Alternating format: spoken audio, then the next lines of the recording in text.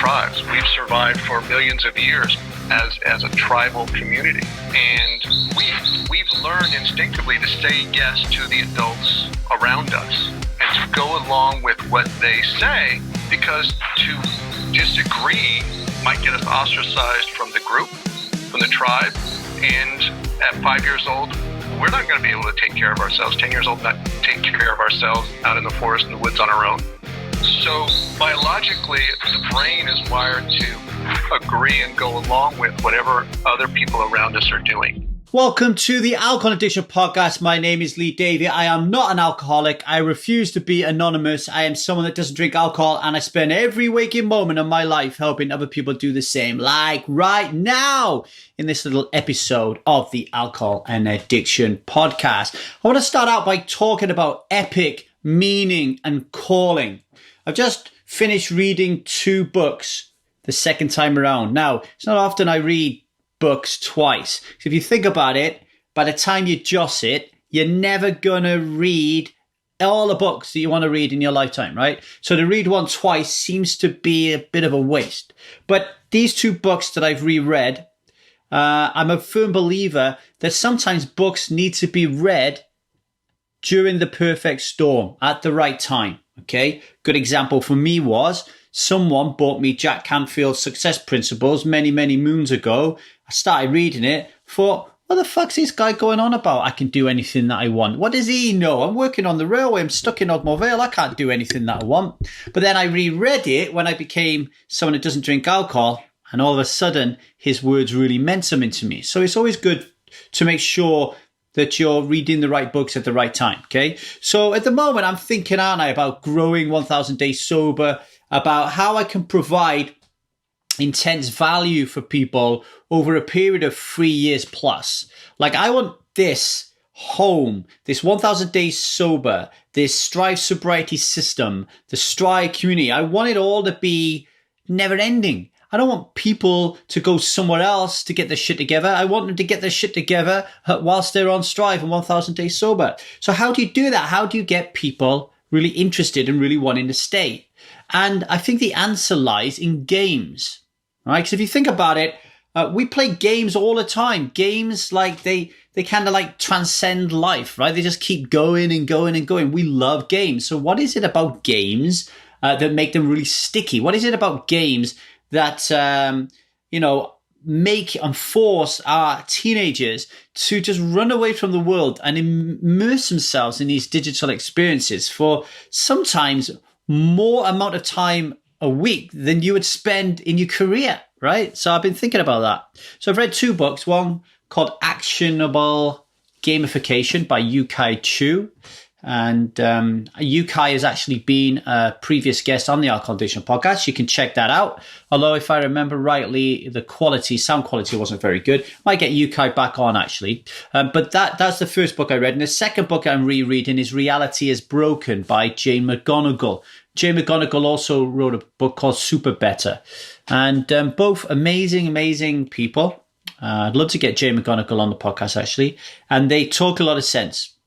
And one of the things they say that the reason people love these mass player online games like World of Warcraft and World of Warcraft, as you can tell, I don't know many of these games, is they all have like an epic meaning and calling, right?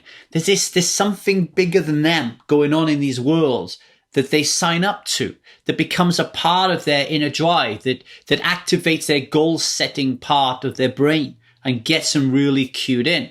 And that got me thinking about my own personal journey and how epic meaning and calling has fitted into my life and has helped create 1,000 Days Sober. And it's all about making this decision to be someone that doesn't drink alcohol bigger than yourself. If you cannot make this decision bigger than yourself, if you cannot put it under the microscope of epic meaning and calling, if it doesn't pass the epic meaning and calling test, then you're really going to struggle. So for me, for example, when I decided I was going to be someone that doesn't drink alcohol, I wanted to save my marriage. Like it was more about me. It was about my marriage. It was about the woman that I loved. It was a romance story. I will make the ultimate sacrifice and stop drinking, which was the greatest thing that I loved at that time because I loved this woman so much. I want this to work. I said my vows and I need them to work. That was my epic meaning and calling.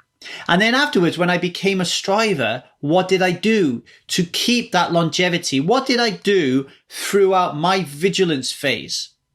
I created the Alcohol Addiction Podcast. I created the Strive community. I created 1000 Days Sober. I made my mission to be someone that doesn't drink alcohol much greater than myself. I gave it epic meaning and calling. It was like, I am going to create 1 million people that don't drink alcohol. That is epic meaning and calling for me. Okay. And now what I'm working on doing is transferring that epic meaning and calling to every single striver. Every single striver who listens to the Alcohol Addiction Podcast. Every single striver that joins the Strive sobriety system. Every single striver that decides to take the 1000 Days Sober challenge are doing so because they feel within that challenge, within that experience, being a striver has epic meaning and calling. Why?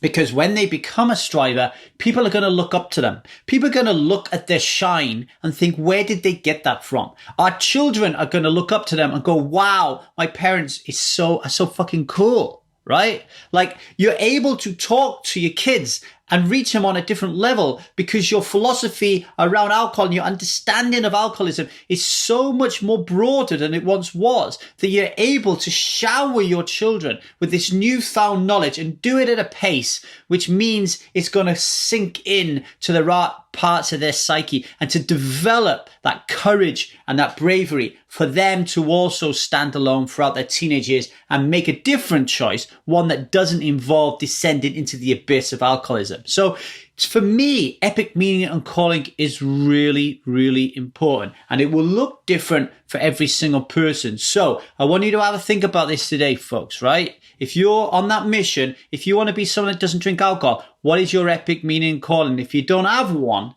how can you create it? All right. Okay. A few announcements before I get on to today's guest. I want to say happy 1 year Strive anniversary to Tone. I love Tone. Right, when I'm back in the UK, I'm going to be back there on March 24th.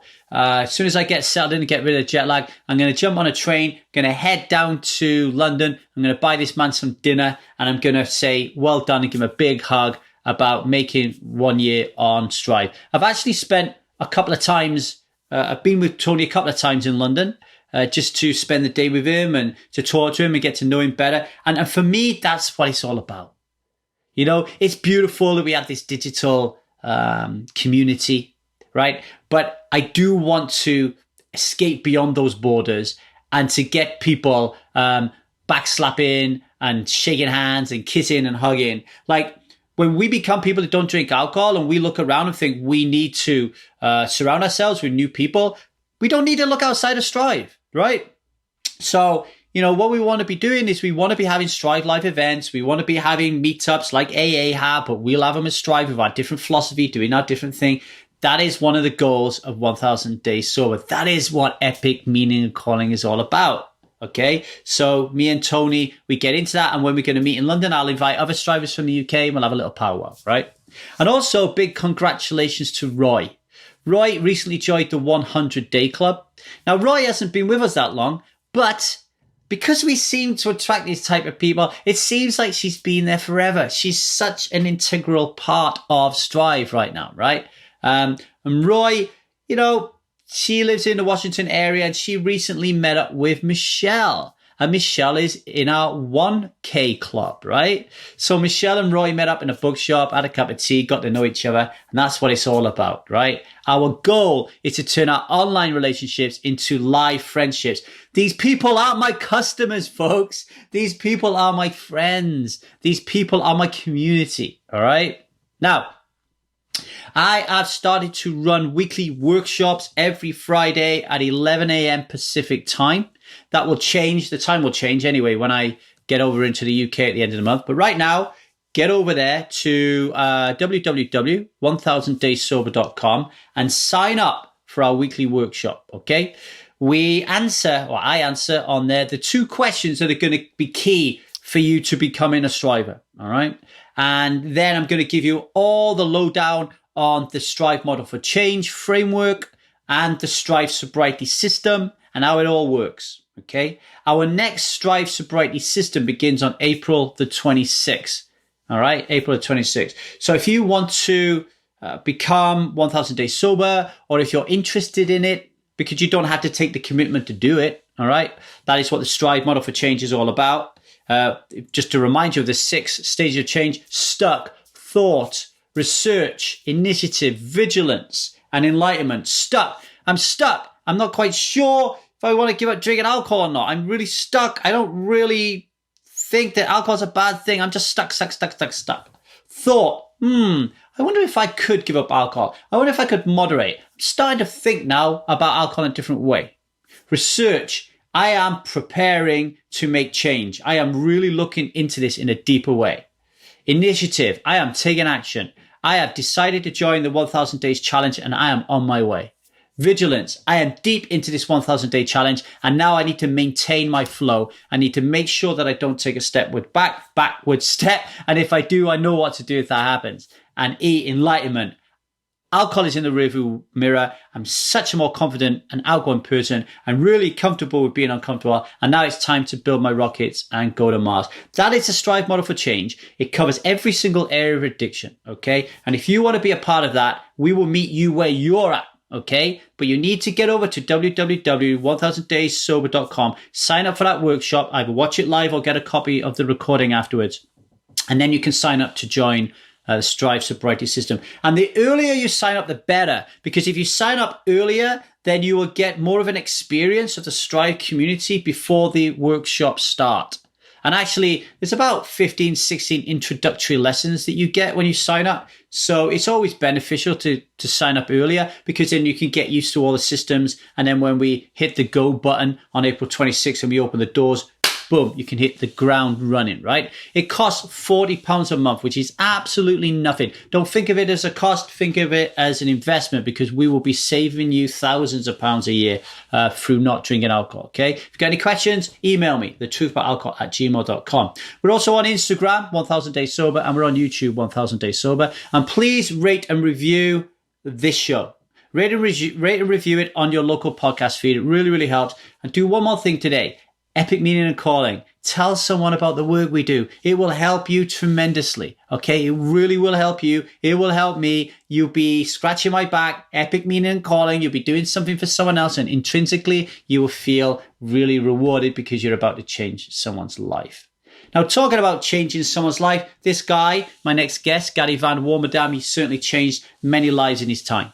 Gary Van Warmerdam is the creator of pathwaytohappiness.com, an interactive website with lessons for changing beliefs that drive negative thoughts, emotions, and behaviors.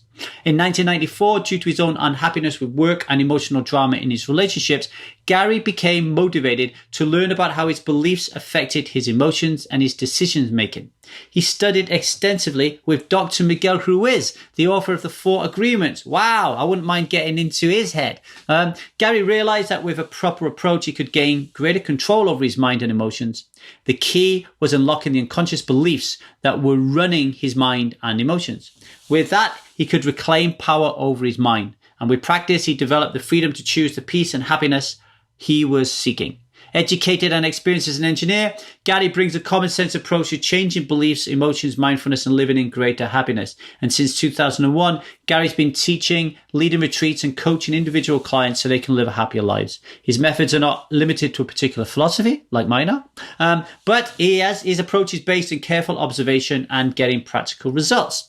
And you can find more about Gary's work over at pathwaytohappiness.com. He's got a training course over there. He's got a free training course over there. And he has a brilliant book called Mindworks as well, which is how I found him. Okay. And we do a lot of work around beliefs and around Mindworks when we're in the initiative and the vigilance phases of the Strive Model for Change. We recorded this video while Gary was backpacking through Costa Rica. So occasionally you'll hear the odd parrot, monkey, and lion growling in the background. So I'm sorry if it affects your noise quality, but I'm sure It's okay. I'm sure it'll be fine. The quality that comes out of Gary's mouth is more important. So without further ado, I'll shut the hell up and leave you in the capable hands of MindWorks author and Pathway to Happiness extraordinaire, Gary Van Warmerdam.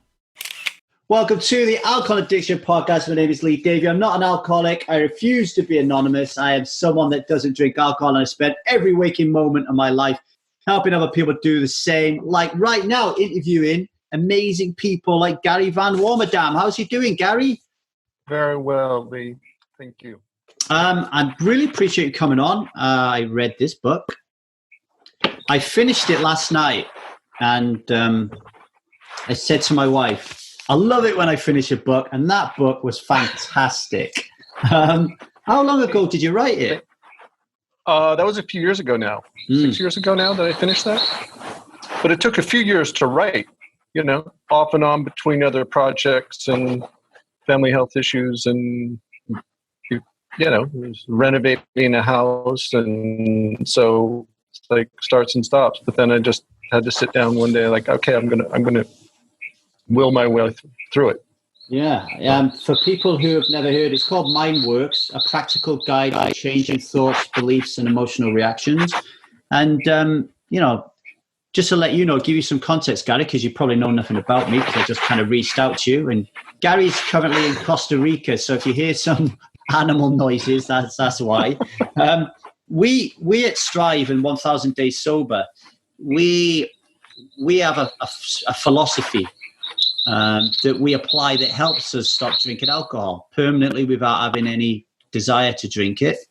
And the reason we do that is by realizing that our belief system around what alcohol is and what value it provides us with is not very healthy for us.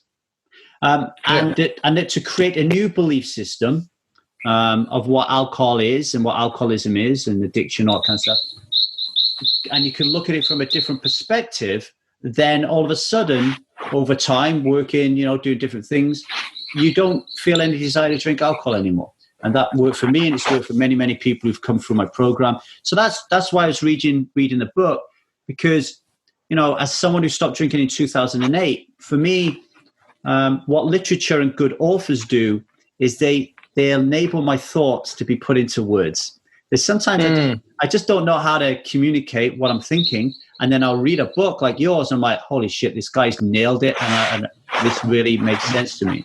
So let's just start by asking you a question. It's how the book starts. Talk about the two different worlds that we live in. Well, I talk about the external world, where I see you on the outside, and then there's an internal world, which is a virtual world, where here's my thoughts of you, how I feel about you. There's and in that virtual world is everything I think and feel about myself. It's all the narrative stories and emotions. It's that paradigm of everything happening in our mind and imagination. And what I point out in the book is what we create in our emotions, how we feel, has a whole lot more to do with this virtual world than what we call the real world outside, the external world. And so I spend the book like, what goes on there? Let's dissect it down and how to unpackage that in a very systematic way. And I have a 3.5-year-old, Zia, and even now at 3.5, I can just start to see how she's starting to create stories and belief systems and how she's interacting to the way that I give her praise, for example, and stuff like that. So talk a little bit about, but she's still got this kindred free spirit, right? So what is happening to this internal world? How is it developing from childhood through teenage years to adulthood? in like 2 minutes, right? Yeah. I'd say, we're essential nature is to love, to express and experience love. And you see that in a child. And you see just when you look at a baby, there's this bubble of awareness before there's any thought. There's a consciousness and a love.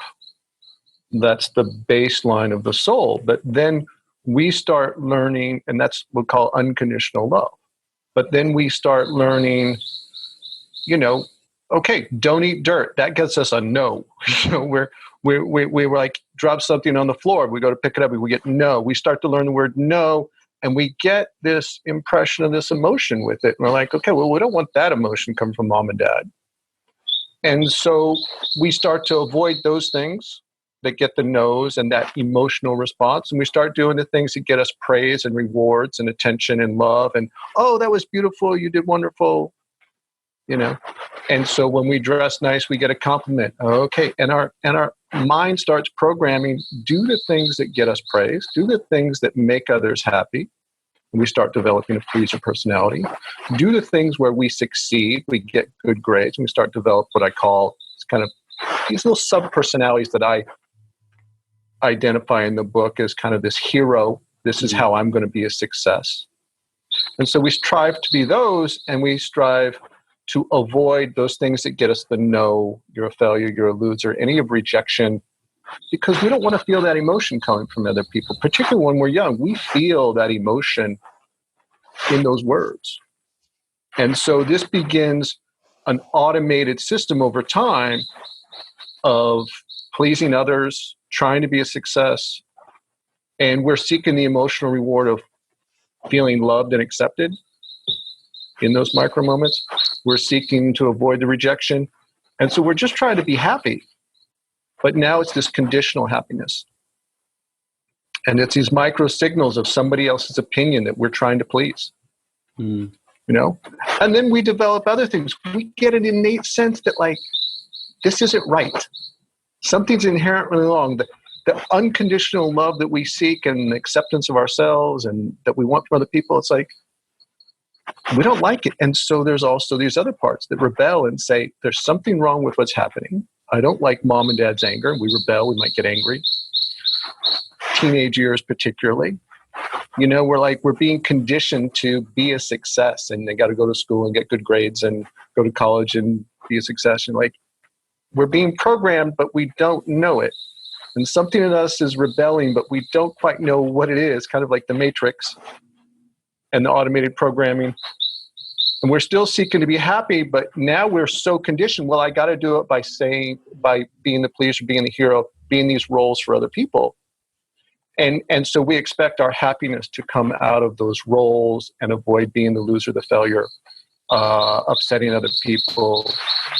And so now, and I was listening to a podcast you had, Jaffe, very good, by the way. And yeah, you talked about the masks. You can also call these roles our masks. I call them characters of our sub-personalities. And these just become automated programs of our belief system that have their own kind of sub-identity of ours. I mean, there's a few things that come up for me when you say that. Alongside the no's, the yeses, some people spank their kids, like shouting at their kid, all these different things. There's also a lot of societal conditioning that's going on in the subconscious, right? So, a lot of advertising, a lot of marketing, there's also having an effect on children as well, right? Oh, absolutely. You see the marketing to kids for commercials change the landscape for what then kids go to their mom and say, oh, can we get this toy? Can we get this cereal? They're being programmed to want it with the music that's played. And the happiness in the music is now associated, that they feel for the music associated with that product. And they want that product because their mind has made this connection. It's like, oh, if I have that, I'll be happy. Well, it wasn't the product. It was the music that naturally is their nervous system is responding to. But yeah, that's wired in. There's also this biological conditioning of, we grew up in tribes. We've survived for millions of years as a tribal community.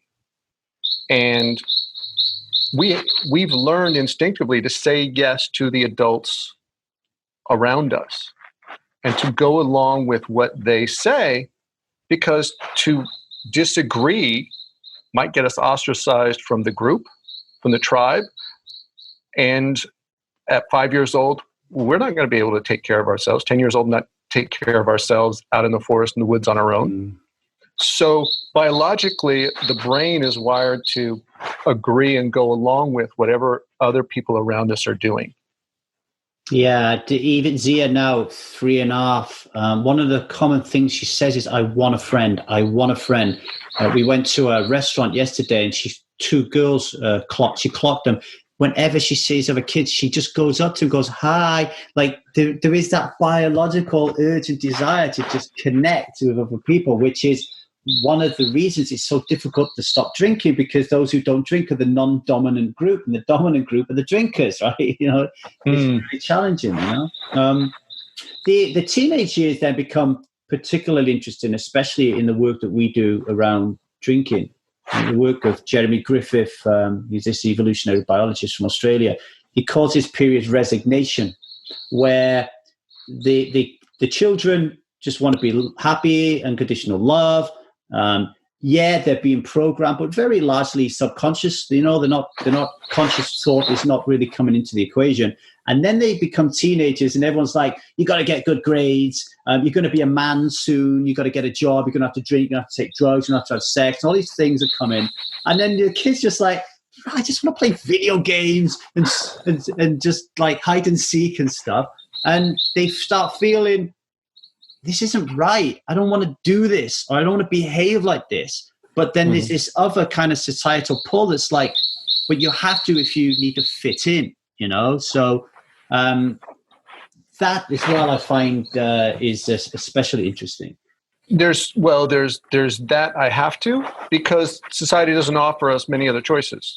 There's this financial, we've got to provide for ourselves at some point. Our parents are going to kick us out of the house. We can go join the army or something, and they can feed us, but we got to do everything that they say.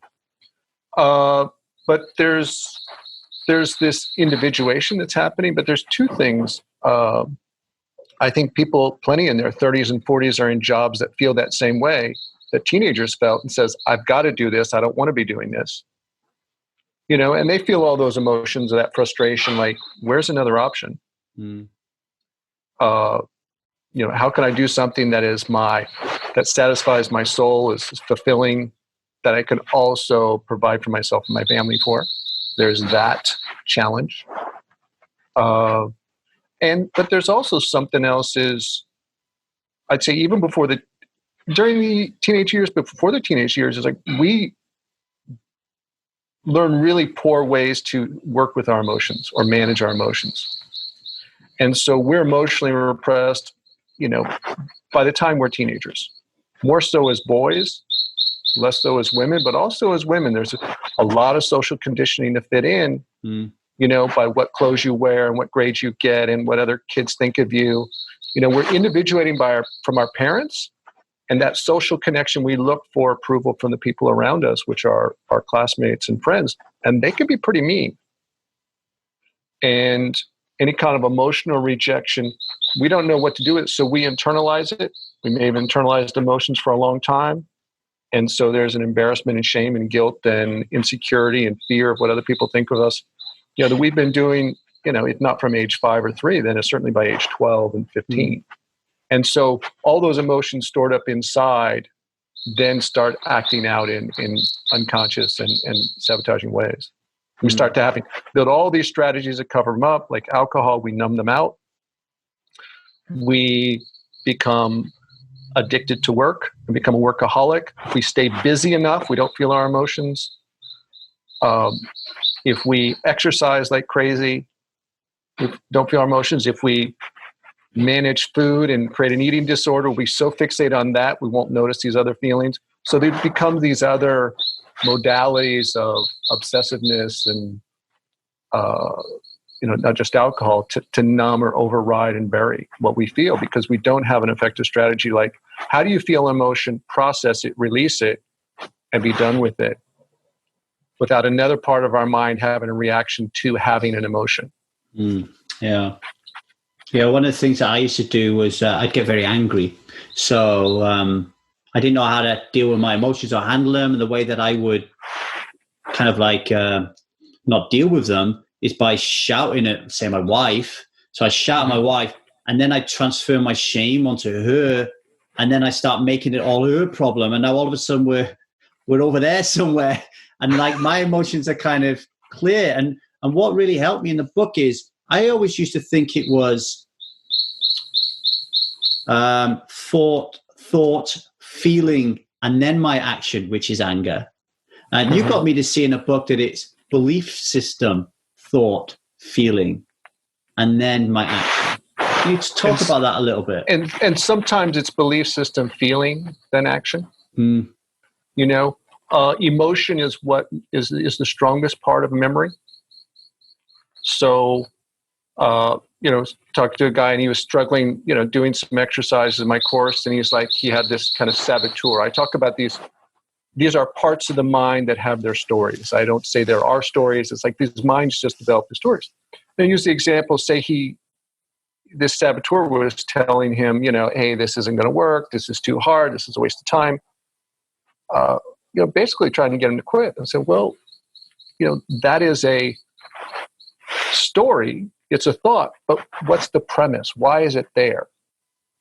And perhaps he tried to do something new. Maybe he tried to play a sport, and he was lousy at it, and the kids made fun of him. And so he talked himself out of not playing the sport, said, nah, I don't want to play. It's too hard. I'm no good. I'll never get it. And he stopped playing the sport, and it saved him from the other kids making fun of him. And so talking himself out of doing something by saying it's too hard, I'll never make it, saying, I'm going to quit before I start, is a protective strategy from being embarrassed and shamed and ridiculed and fear of what other people think. And so the belief system is now, if I do something new, I will feel terrible. And now starts, okay, when he goes to do something, he has the thought, it won't work.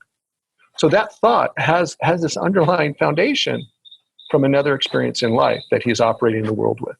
Mm.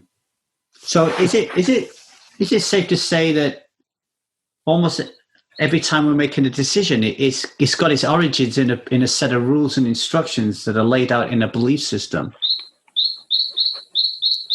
I avoid always, but it's to make it without a belief system is you have to get your mind quiet, and you want to get into a state of calm and clarity, or you want to get into a state of love that you're inspired, or something that's inspiring as a positive emotion. And, that then you're like, this feels so good in the doing of it. I don't care what people think, but if you are concerned about failing or succeeding, that's a belief system fear. We're looking for that conditional reward or fear of failing, punishment, what other people think. Like, let's exclude all that. Those are belief system based. And then getting to what do you really want to do? What's really going to satisfy your soul? It's not going to come from your intellect. So those are decisions you can make that are not belief system based. But generally the mind is trying to, override that through our conditioning. So it takes some unlayering to get there. And I guess for people listening, a lot of these belief systems are created unconsciously at a very young age. So we can have a lot of compassion with ourselves, right? We did not write these programs. We can have 3 and 5 years old. We started to learn a language. We started to learn the association. I was reading a book years ago because I got into sales at one point, and I'm like, okay, how do I do sales, and why do I not want to do sales? And there's a great story of like, where did we learn the word no? And what does that mean? And what's the emotional imprint when somebody tells us no? Like, that was one of the first words we learned. Mm. And it's a personal rejection from people we love about our behavior. We're doing something wrong if we get no. So like going out and doing sales, you have to override this programming that was from age 2 or 3. And our nervous system has wired the word no to feel that emotion when we hear it coming from people. And so we feel like we're being shamed and we've done something wrong if somebody doesn't want to buy our contract or our product. Mm. And so we're still avoiding the no. And so you're going to fail at sales or not want to do it for something that has nothing to do with your adult life. It was something you carried over from your parents trying to not have you eat dirt or whatever it was going on, play with matches. That word association and the way the neurons fire in the brain holds that memory to that word in an emotional way. That's so funny because I hate selling stuff. And it's probably come from but my parents were all knowers, not for an entire life. Dad, can I have a drink of milk? No. Dad, can I have a bag of crisps? No. Dad, can I have new trainers? No. It's no wonder I turned out to be a crap salesman.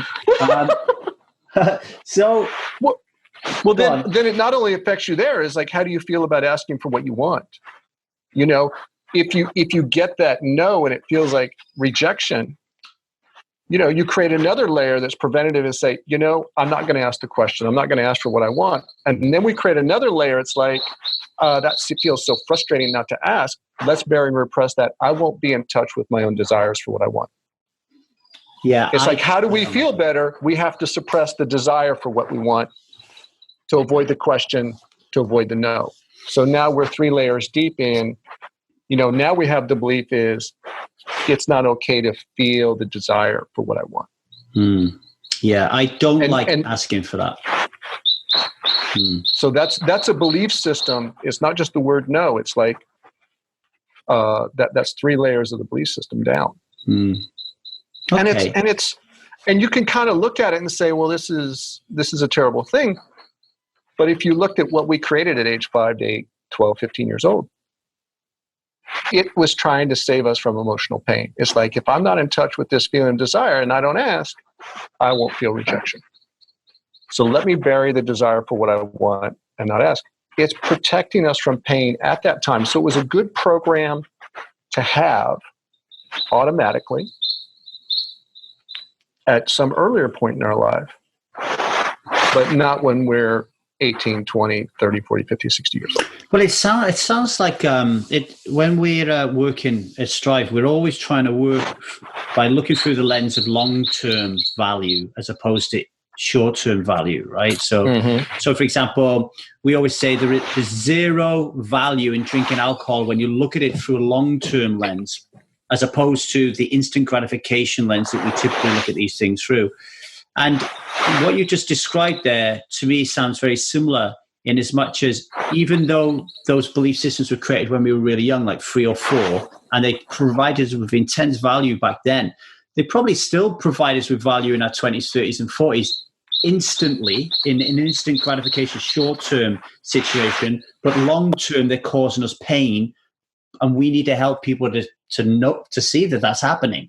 To develop the willingness to want to take on this remove this short-term pleasure, I guess. Yeah, this is a good thing to see that even in adult life, we're avoiding the pain of hearing that no and having our nervous system fire with that guilt, shame, I've done something wrong, and asking kind of response. So yeah, there is still a short-term benefit. I'm avoiding the rejection reaction, but the rejection reaction is something that we're programmed to have, and we can change that program. And kind of like in when you reframe it and say, okay, that's the short-term immediate pain I'm avoiding, and this is part of changing the perspective that's important. Like, what is it costing me?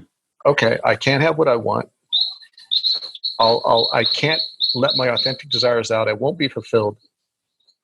What price is that? And when you pull the lens out, you say, how painful is that? What I'm losing. And now the whole leverage changes entirely, and you say, I'm going to ask. When I realize the pain of the loss of not asking is so big.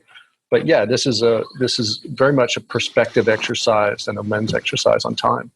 Let's use, if it's okay with you, use a real life example that just happened, and then we can have a conversation about it. And I'll be able to ask you some questions. You'll be able to lend your expertise on it. Just before I jumped on this call, we did a little communications call with my group, and we were talking about empathy. And I actually gave a situation where I was getting really angry because I wasn't having enough sex, right? So I was getting really angry because I wasn't having enough sex with my wife. And then I dealt with it terribly, right? I had this belief bubble. We'll talk about that a little bit later. I had this belief bubble on why I wasn't having enough sex and the behaviors and the way that my wife was acting. And I went down there and it was completely the wrong time. The energy was completely wrong. And I knew it. And then I just said, I want to talk to you about something. And it ended up in a row, right? So I'm explaining this to the group. You went and talked to your wife and yes. And ended it right. Yeah. Okay. I went to talk to her with an incorrect belief bubble, knowing it was incorrect, in a bad environment because, she was kind of chilled out, relaxed, and she was doing something. So it wasn't the right environment. And I could see she wasn't in the right mood to have these conversations. And I was still telling myself this.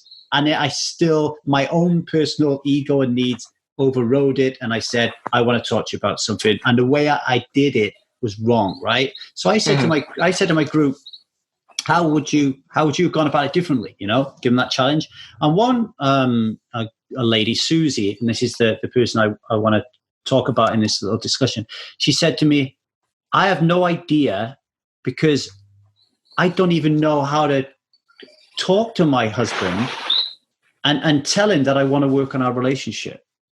Right. Mm-hmm. So using that as an example, there's a woman who's been married to a guy for 20, 30 years, and she doesn't know how to even ask him for, it's a permission thing to even talk about their relationship. I know. Permission to talk about it, not even to talk about it, but no, yeah. And now I know we're going to have, she's not here, so we can't ask her questions. So a lot of things we're going to talk about are hypothetical. What's going on there though, Gary? Well, you see, hypothetical. Now I'm making stuff up. Yeah. But you see, this comes down to her not asking for what she wants. And maybe not even in touch fathoming that she could want something or it could be better. Not in touch with desire. Now it's safe to ask. Not safe to ask. I might get a no. How's that going to feel? Particularly from our partner. My God, the person that we want love and acceptance from the most, that's the most sensitive, conditional love. Don't do anything that will get us a negative response. And I have no idea what their history is and what kind of responses she has from history, or what kind of responses she's used to from parents or family members or bullies or, the paradigm that she comes from about asking for what she wants or what she feels she deserves. I can give you some context on that, actually. And let me cover this way. Yeah. What does a person feel they deserve? Okay. I talk to some people and they start doing the inventory like outlined in my online course or my book, and they find a part of their belief system says, I don't deserve to be happy. And why not? Because they did this little thing as a kid. It could be a horrific abuse scenario where they feel guilt and shame and they feel that person. It could be a little thought they had. A client of mine, she's all of 3 or 4. And she has a little brother and mom's changing the diaper and she wants attention. She wants this love. She wants some attention from mom, and mom's busy changing her little brother's diaper. And she just has thought her mind's trying to think how could I get attention? Well, if my brother was gone, if he would just fall off the table and die. That's a solution of one of the billions that the imagination can come up with. And immediately she's like, oh, that's a terrible solution. I'm a terrible person. And she felt shame had enough judgment in her own mind about having that thought, carries it into her 50s. And it's I'm a terrible person. And then goes and seeking anything else that happens as I'm a terrible person. I don't deserve anything good. And therefore, I'm not going to ask for anything good. So does it have to come from something that's a horrific abuse? No, it can come from this little agreement moment that we use to define and kind of hypnotize ourselves in, this is all I deserve. Okay. So the possibilities are, as many as what our imagination can come up with. And then we just put faith in this idea of, oh yeah, I'm that terrible person. And that faith is this very hypnotic a trance that part of our psyche then lives in and pulls us back to. So one of the ways I talk about belief systems is we're being hypnotized, and most of that hypnosis is we're being hypnotized by our own thoughts in our own inner world. If we believe them, we are under the hypnosis of this repetitive thoughts suggestion. Talk about faith a little bit more, because that was another part of your book where it kind of really hit me. It's like I was like, oh wow, like the power of putting faith into something or some belief system, some thought, and also the lost power of not putting faith into other aspects. Talk about that a little bit. Yeah, faith is this, and I'm not talking about religious faith. I mean, you have faith in things that are known, like scientists have faith in their science and their rules and their laws. They know it, okay? That if they drop an apple, it's going to fall at a certain speed. They know it. These are things we feel certain about. But for this woman, she felt certain she didn't deserve to be happy, that she was a terrible person. She felt certain about it. What is that? That's an idea. She has faith in an idea. And she's thinking about the metaphor of hypnosis, like watching a hypnotist say, okay, now a person's hypnotized, take your hand, put it on your face, hold it on your cheek, and now no matter how hard you pull, you won't be able to pull your hand away. And the harder you try to pull, the stronger will be the bond in your hand to your face. And you can see the person now try and take your other hand and pull it away, and they can't pull it away because they have faith. They believe it's stuck here on their face. Yeah. And what is that? That's a hypnosis suggestion, and it's done with faith. Okay. Now, faith is going on all the time, everywhere. You pull out your wallet, you pay for something. That's faith. That this piece of paper will be accepted there, and we all agree, so it looks normal. You have faith in society, and you talk about it in your, people believe like alcohol is pleasurable and it's social and it's good, that it has these positive aspects. They feel certain. So anything that you feel certain about, you have invested this kind of power into that idea. Okay. Now, well, not just in when it's about ideas. You can take somebody from a political party on one side and they feel absolutely certain and confident in their point of view. But somebody else has a completely different economic model, political model, foreign policy idea. They feel absolutely certain. They have faith in these concepts. And the really dangerous ones is the faith in the concepts about ourselves. It's faith of, I'm a terrible person, I'm a piece of shit, this is really hard, I'm never going to get this. Like, the chances that you getting, you have to take it out and say, you know what? Maybe I don't know. Maybe there's a way. And that movement to, you know what? Do I need to spend this power? If you imagine your faith like money, would I put money in that idea? This is hard. I'm never going to make it. I don't deserve to be happy. Would you put money in that idea? You say, that's a good idea. I'm going to put money in it. Like the way you would a stock. And so if you start thinking, I have this power, we'll call it money as an example, say, stop putting money in those ideas. If you don't need to put money in those ideas, don't put it in there. If it's an idea that goes against you, take your money out and see if the idea stands on its own. Because if it's true, it's going to happen whether you believe it or not.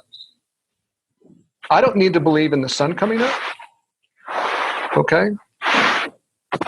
I'll wait and see. The truth will tell me. Okay? So there's this extraction you can have of taking your faith out of these ideas, and it's a feeling process. It's a visceral, when it happens, you're like, there's an empowering consciousness that comes alive. When I gave up drinking in 2008, I read Alan Carr's Easy Way to Control Alcohol. But the most pivotal moment for me was 10 years before that. I read Alan Carr's Easy Way to Stop Smoking Permanently. And 18 years later, never craved a single cigarette from the moment I put that book down. That's 18 years later, right? So when I picked up the second book about drinking, I had so much faith that I would never drink alcohol again. I didn't even finish the book. It was almost, I didn't even need to start the book. Once I'd said, I'm going to stop drinking and I'm going to use his method to help me, I had so much unwavering faith. So what I tell people all the time, please, we need to generate faith that this works, right? That we can change the way that we think. We can change our belief system. So in Susie's situation, there's a lot of different faith things going on there, I guess. One is she's not got faith that he's going to say, yes, we can talk about it. And there's a lack of faith within herself going on as well, I guess. That I can ask, that I should ask, I'm allowed to ask, I deserve to ask. You know, faith is lacking from any of those. And we could say that she has faith invested in, I'm not allowed. She has faith invested in these other ideas. I'm not allowed. It's not okay. Bad things will happen. I shouldn't bother him. Okay, so she has, you know, it's like there's not faith in certain ideas that I should, and this could make things better, and I can change my relationship. There's faith in this. I can't. I won't. I shouldn't. Bad things will happen. Agreement. So, you know, what is this energy that makes these ideas powerful? And those, faith is the word I use. Some people may not like it, but whatever word you want to apply, there is a force that makes ideas become powerful, whether it's in our mind or in the world and other people's minds. And that force, I use the word faith to apply. I see a vicious circle here as well, because through personal experience and watching my members on Strive, I can imagine Susie, just picking on Susie as an example. Susie said one of the reasons that she doesn't want to, we were talking about a great book written by Charlotte Castle called Why the Buddha Married. And I suggested that she buy it and that her and her husband read little chapters, you know, take turns in reading it together, because it produces aha moments while you're together. And she said, I bought him the book as a present, but I don't even know how to get him to read it, because he's just going to say, oh, why are you putting more self-help stuff on me, right? That's a little bit of the context. So that gets me thinking as well, that if you lack faith in something, then your communication is going to lack something. So the way that you communicate with your husband, I want you to read this book because it's really important for our relationship. The way that you approach that, your body language, your tone, everything is going to be way off if you don't have any faith in yourself that it's going to work, or that you believe it, or you believe you're worthy. And you end up in this vicious circle, because he's then going to react. You go straight into his hands. He's like, I don't want to read this crap, because there's something about you that enables him to be able to behave in that way. Am I making sense? Yeah, it becomes very tangled when you have a person's belief system interacting with another person's belief system, because we have to look at what is our belief system, and I say, what is this belief system of this hypnotized part of myself, right? And I talk about the inner critic, and we have to break it down, because we have to separate ourselves from these hypnotized parts. And so one of the ways I do that is identify these subpersonalities, and I guide you through that in the book and in my course. And so that separation, that gap, is to see not just your thoughts separate from you, but the source of those thoughts. I don't deserve to be happy, or I can't ask that question. That's not her authentic, empowered self she was born into this world with. Okay? That's a programmed story of identity. Okay, so it feels like a powerless victim. Okay? And it's got fear in it. And it's got a judge that's imagining he's going to respond negatively, and then I'll feel bad and judge myself because I did something wrong, right? But maybe she's got so those two parts, and now if she's feeling that, and she shows up imagining he's going to respond negatively, but I'm going to ask, it is more likely that message will come back with a rejection. So yeah, that becomes self-fulfilling. So yeah. Externally, people want to change their relationships. I want my partner to be different. Okay, that's your external world. A lot of times, what character you're showing up with to speak for you that they are responding to. Because if you show up as a powerless victim, it's easy for people to say no to you. Yeah. Okay? If you show up with faith, if you show up with love for yourself, people want to say yes to that feeling of love and acceptance. They want that. Okay, so one of the is try and do this. You are sharing yourself with other people. You're sharing your expressions with other people. If you show up and say, I love and accept myself. That's how I feel about myself. Just no story, no reason why. And that love and acceptance then goes out, and now you're sharing that with other people. What you have for yourself is what you have to share. If I'm a worthless piece of shit and I'm worthy and I don't deserve to be happy, my story is you are too. I see myself that way. I see other people that way. This is how I see things. And so we express, you are that way. You are worthless. Okay?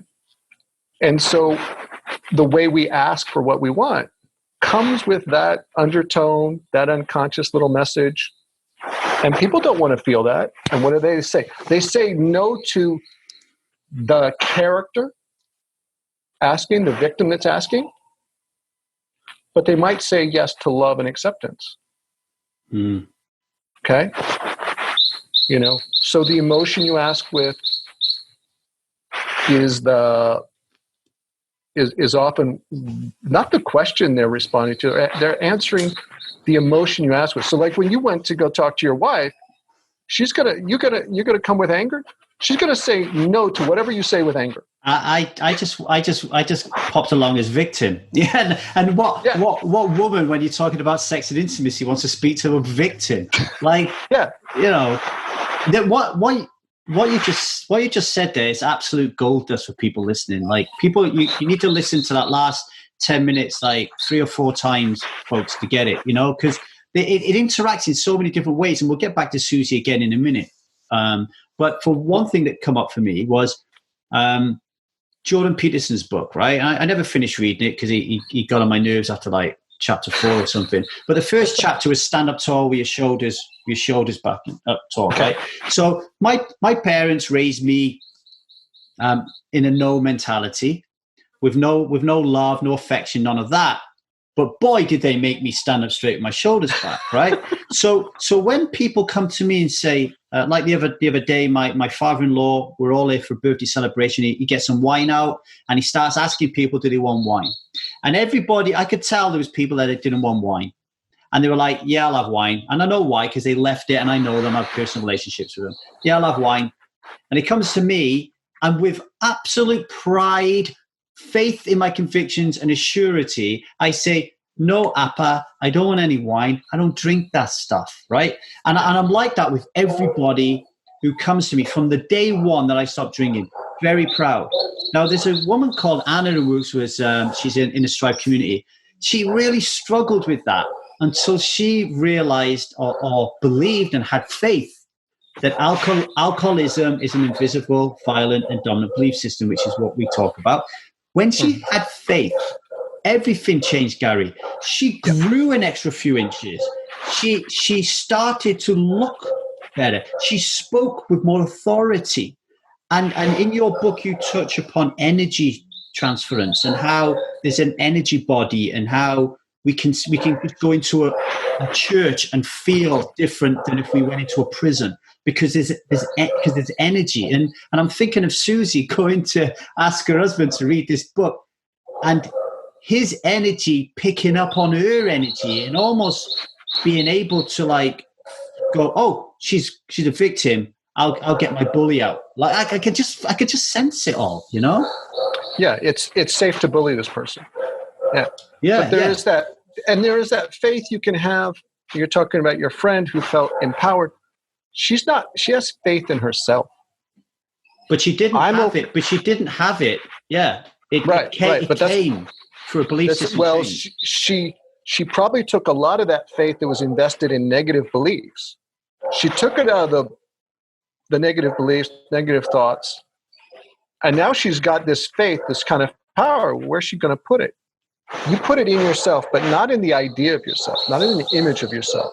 You put it in like this feeling in your gut of love for yourself. You put this feeling of like whatever acceptance for yourself, of whatever you are, and that everything's going to be okay, and I'm fine just the way I am. Like you don't have to be something or like, oh, I'm going to be a success. You don't have to put faith in that idea. Like just right now, right here, that you at least have some currency of power to work with. So, but you know, the reason people have so little of it, it's all invested in beliefs they've been programmed with for so long. I love that. I've never thought of it like that before. Almost like what it helps me is like I've got two lights here, and they take equal amount of power, but I can make this one brighter than that one by taking power away from that one and making this brighter. I think that's a great way of looking at what's going on here. Really do. Yeah, but this is why people have such a difficult time to make change, is because they have very little personal power, because it's all invested in these unconscious beliefs. So the place I start my program is, let's go start looking at where all this currency of power is invested in these false ideas. Let's start extracting it out. Then we'll have something to work with that will allow change to happen faster. Okay. So with Susie, what would our advice be, Susie? We've touched upon it a little bit here, but let's just summarize it. What would our advice to Susie be? Well, I can't imagine going and asking, well, my thing is like, well, what if you did imagine, take like this imagination exercise. What if you did imagine, you went and asked, what do you imagine will happen? Okay. So in her mind, I can't go ask, okay, what will happen if you go ask? And she's like, well, he would respond with A, B, C, and D. I'm like, okay, she believes and has faith. He will respond with A, B, C, and D. And then how will you feel? Well, I'll feel like 1, 2, 3, 4.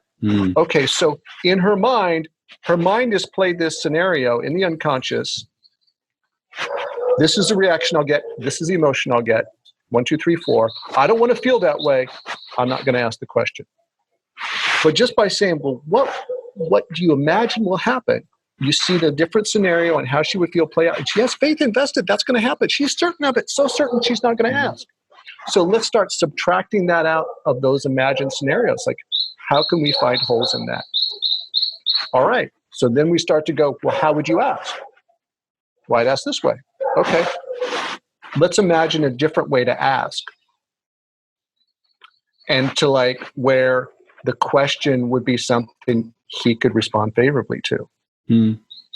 And, you know, I would start the conversation even further back is, how do you feel when I suggest these self-help books to you? Yeah, that's brilliant. Yeah. You know, because it's like, you know, any book she offers, he's going to go to that feeling because he believes it means this. I feel like I'm a failure. I'm not good enough. I'm being judged and rejected. You hate me.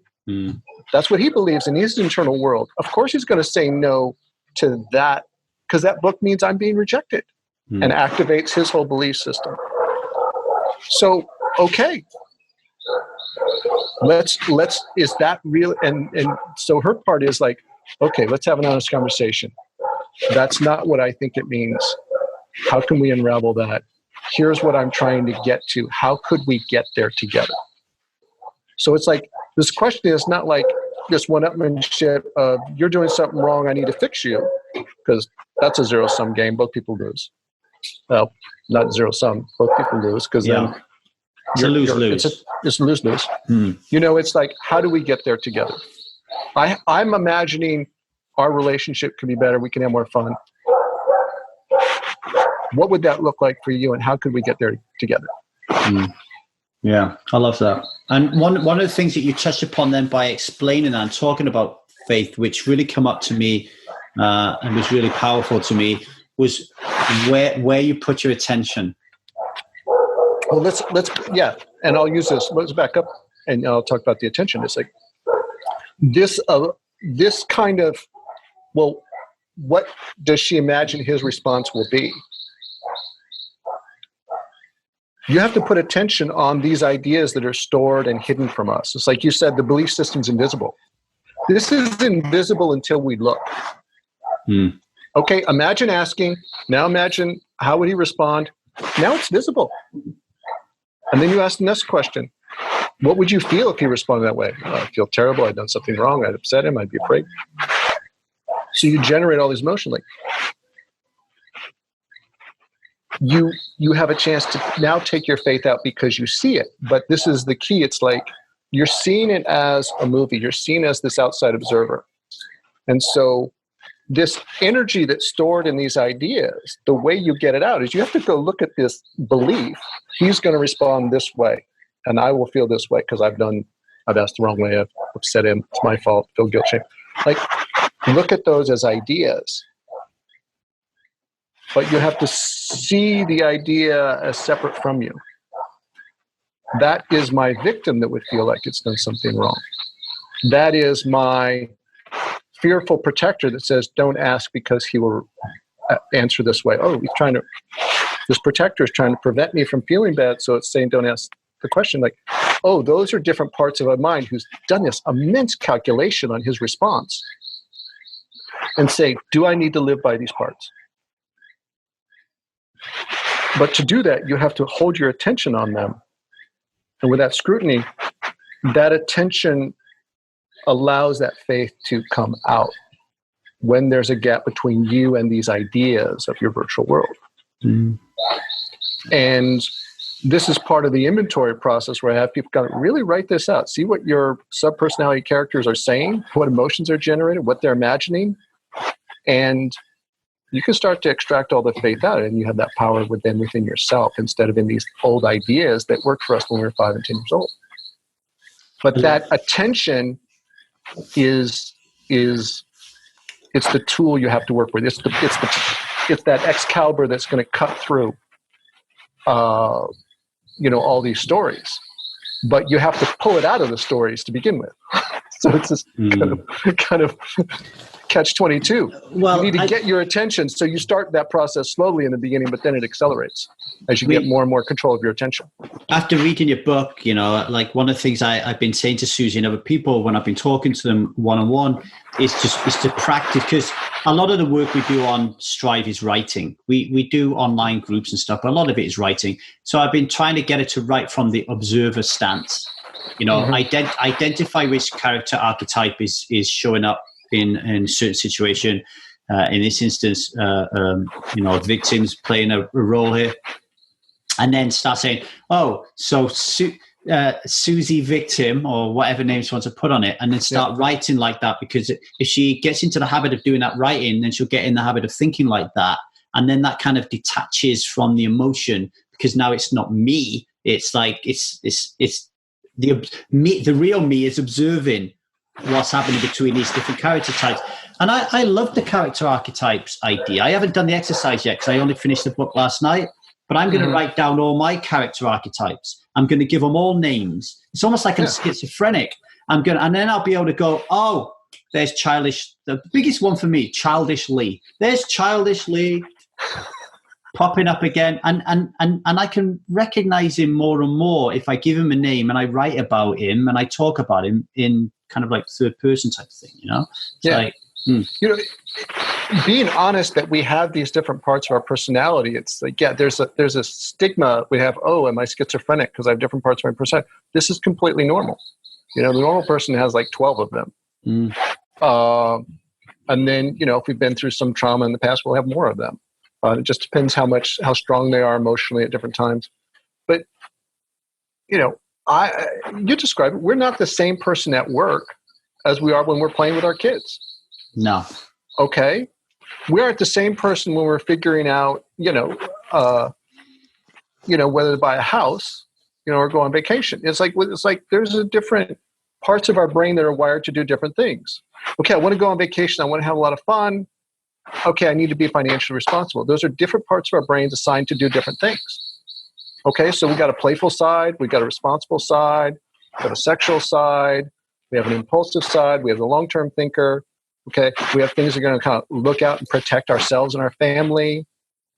So these are all kind of things we've developed. Now, what do you want to do with them? I want to operate with awareness with them and use them to my advantage instead of be a puppet to all the little impulses they have. Okay? And so, let's be honest that they're there and say, oh, I don't want to be schizophrenic. Like, you have what you have going on in there. You've got multiple voices telling multiple different stories, and they change all the time. Like, why is that happening? Let's be honest.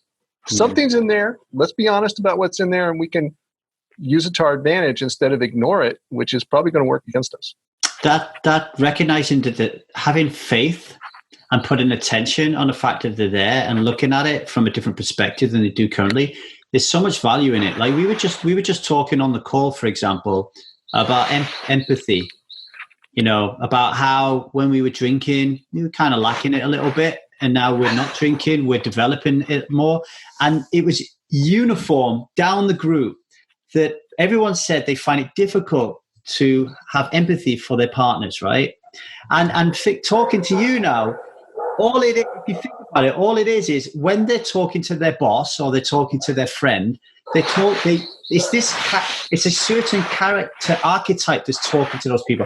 Call it Lee the nice guy. So Lee the nice guy is talking to these people. But then when it comes to my husband, it's Lee the victim, Lee the judge, Lee the child, right? And it's just like, hang on a minute, I do know how to talk to my wife. No, because I could just get Lee the nice guy to talk to my wife, right? It's just I think it's really helpful to realize that these character archetypes exist. And then, I guess people worry what happens when they don't exist anymore. Oh, see, that's one of the things, like a lot of people are so identified with, I'm the perfectionist, I've got to make everything perfect, or I'm the victim. Yeah. And everything is wrong in the world is because of me. And then there's this thing that happens, like, okay, if I let go of that, who am I? And one of the fears will be, well, I'll be nothing. I won't know who I will be. And so the mind because the mind, you can move into consciousness in this process. You're watching the mind react to the process of it changing these stories. And in part of changing these stories, you have less and less faith in this character. It has less and less power. And so there's this mind that narrative that is dying. Dying's okay. Or it's changing, and change is okay. Sometimes, I go so far with my clients, I have a conversation with their characters. Like, well, let's have a dialogue. Let's talk to your inner critic. And the inner critic starts to look one way as like this big, scary, Darth Vader, is afraid of. And then it turns out it's this little boy. Well, I'm just trying to help keep you out of trouble and remember to do everything. Tell you everything you should do so you don't get yelled at and criticized. It's like, but I got carried away. They're like, oh, okay. So here is this part of your brain that's designed to help you remember to do everything right. It's just becomes so loud and abusive. And so you start to even see these characters in a different way. And are they dying? Is there a fear of them turning into nothing? No, they're going to turn into something else. Just like we're turning into something else. We're going to go to sleep tonight, and it's going to feel like we're falling into nothingness when we close our eyes and go to sleep. We're going into nothingness. And we trust that's okay. And then we wake up and we create a new day. Something different. Hopefully something different. So there is that kind of part of those characters that goes through transformation, which is kind of the ego, is a way to frame it, that gets afraid. It's usually more afraid that its protective role, like the inner judge of like, I've got to keep you doing everything right, or else you'll do nothing and be a bum. It's more afraid that you'll do nothing and be a bum. Yeah. And that its job is to avoid criticism. Like, well, if I don't keep you pushing to be a perfectionist, you will be, you're going to get criticized, and that's going to hurt emotionally. So my job is to keep you from other people's opinions hurting you emotionally. Like, well, yeah, but I'm exhausted and I'm stressed and I'm miserable. Why? I don't know that, and that's not my job. It's like, okay, well, we need to reframe your job. Your job is to help me be happy and fulfilled and productive. Okay, so, let's like change the job that we gave that character, that part of our brain at 5 years old. So there's changes going to happen, but isn't that what we're looking for? Yeah, it is. It is. We have had the same thing with drinking. People like they identify themselves as Fun Time Larry or something, and they're not even thinking of conscious archetype. They just think like it's a personality they've created of them. This like physically, I'm Fun Time Larry, and then if I stop drinking, then I'll be miserable Larry, and then nobody's gonna love me anymore. Which is going to be linked to different archetypes within themselves. Yeah, right, miserable Larry. Like, why would you be that person? Because that's the one that they were programmed to believe also. But you can also let go of that one. You can create a Fun Time Larry. You can create another kind of Larry. You can create another part of your personality when you have that faith and go, no, I'm going to be sober. I'm going to be happy. Like, I don't know how to do that yet. Let's go figure that out. Let's go figure that out. Yeah, and here's one of the biggest resistances people get to start. They're like, well, I don't see how I'm going to get there. And you won't see the end destination or the whole path to get there. I know from my engineering background, I like to see the whole, like the method to solve the problem. It's like, okay, if I do this, okay, well, I get there. In this work, it's like, I know where I am. I can't stand where I am. I got to at least leave here and start moving forward. And it's kind of like, okay, I'm going to drive cross country. I don't know at every gas station I'm going to stop, or restaurant or hotel I'm going to stop and sleep at. I'm getting in the car and I'm going to start driving, and I'll figure out when I need to take a rest and get some sleep and get some food and get some gas, and I'm going to figure the rest out on the way. But I know I'm going that way. Again, it's back to faith again. Yeah. So if you have faith that and this is one of the biggest keys to change, is like, trust that you will get there. That faith in the process, and if it's not this process, some change, some continual step forward, my life is going to be better, and I'm going to get to where I want to be, and I might get to a place, but feel how I want to feel. Yeah. Or at least better than I do now. If you can say, I'm going to commit to that. I don't know why, I don't know how, like, I'm going to drive cross country and trust that I'm going to get to the other side without knowing all the turns I'm going to take. Okay? But I'm going to trust that I get there, because that's how we get there. Anything that we learned, we trusted we would get there. Play a musical instrument, if you learn to type, you made lots of wrong keystrokes. We still make keystrokes, but eventually we get the email out. Okay? So all of these things we learn by little iterations of repetition and trust, like keep practicing. And there's an incredible amount of change that happens in a lot of those little steps. This is why I think Strive is so important, so fantastic, because whilst they're learning a philosophy to become around belief systems, they're working in this peer group of like-minded people, and they're able to look at them all transform and get there. And that in turn is help building their internal faith, because they could say, well, if they could do it, then I can do it. So, that's really important. Yeah, that's if they can do it, I can do it. If I can do it, anybody can do it. Yeah. Did you see somebody else like, okay, you started there? That's why you're doing that now? That's why stories sell. That's why people listen to this and they go, oh, Lee David did it. He was the biggest drunk you'll ever meet. If he can do it, then I could do it. This silly lad from the north of England. Gary, kept you an hour. Really appreciated your time. Enjoy your holiday. I will make sure that everybody listening gets to the link to your website. Encourage them you get a free online course, and then it goes on to a paid version. Very definitely do that, folks. And his book, Mind Works, is absolutely fantastic. And hopefully we'll get Gary on again in the future to have more chat with him, because an hour's not long enough. But thanks for coming on, Gary. I have faith. I'll see you again, Lee. Nice chatting with you. Thank you for listening to the Alcohol Addiction Podcast. And before you bugger off and go listen to someone more important than me, like Tim Ferriss or Joe Rogan, I've got a few things to tell you about. first and foremost, if you really like the show, please go to your podcast platform, rate and review it. Give it a 5-star review. Tell everyone how great I am. I'll be really, really appreciative. Secondly, if you want to learn more about the work that we're doing here at 1000dayssober.com, then head to that website, 1000dayssober.com. You can learn how to get involved in this amazing project to be someone who doesn't drink alcohol for 1000 days and beyond, okay?